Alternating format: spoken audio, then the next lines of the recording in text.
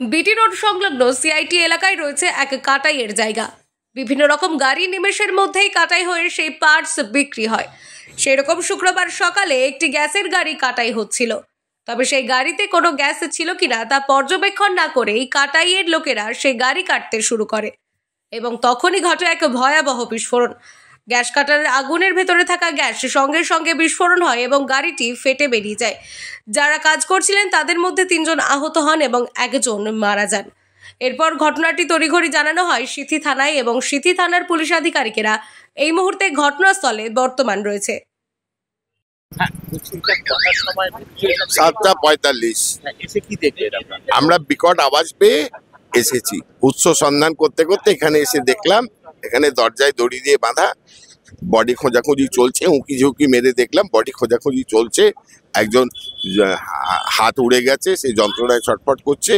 তারপর অনেক পরে বডি গাছে ঝুলতে দেখতে পাওয়া গেল, আর ওরা আরজিকর নিয়ে চলে গেল। সামনে পেট্রোল পাম্প একবারে লাগোয়া, কয়েক হাতের মধ্যে পেট্রোল পাম্প। সিথি থানা 50 মিটার।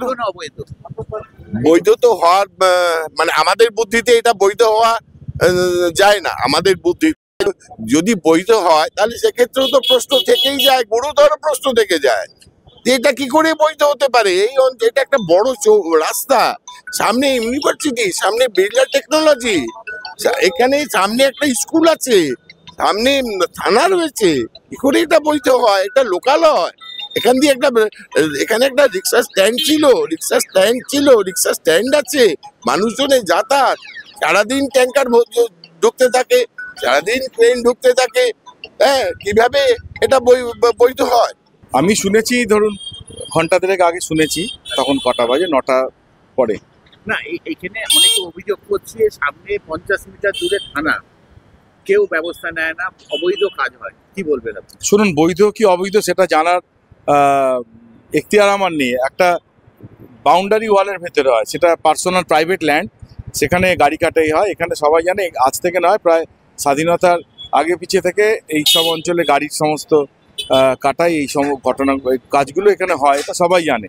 এবার তার ট্রেড লাইসেন্স আছে কি নেই সেগুলো তো আমার পক্ষে জানা সম্ভব নয়, সেটা নিশ্চয়ই প্রশাসন তারা এটা জানতে পারে।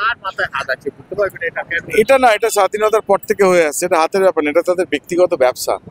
এখানে ওরা বিজনেস করছে, অ্যাক্সিডেন্ট হয়েছে, দুঃখজনক, মারা গেছে মানুষ। শুনলাম যে 1 জন মানুষ। আমি পুলিশ প্রশাসন এবং পৌরসভাকে অনুরোধ করব, এর আগেও বহুবার আমরা অনুরোধ করেছি, তারা যথেষ্ট সদর্থক ভূমিকা নিয়ে সবসময় দেখে যাতে এই পেশার সাথে যারা যুক্ত তারা যাতে আইন মেনে কাজ করে। আজ সকাল 7:30 বিভৎস আওয়াজে ফুলবাগান মোটর মার্কেটের এখানে গাড়ি কাটাই হয়। বিভৎস আওয়াজে 1 জন মারা যায়। গাড়ি কাটাই করছিল, তখনই একটা অ্যাক্সিডেন্ট ঘটে। পাশেই 50 মিটার দূরে সিথি থানা।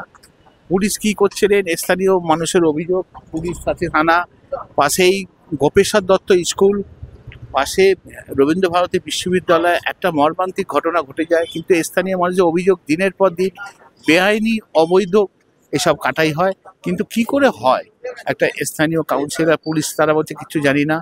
ক্যামেরায় অনিমেষের সঙ্গে অনুপম, কলকাতা।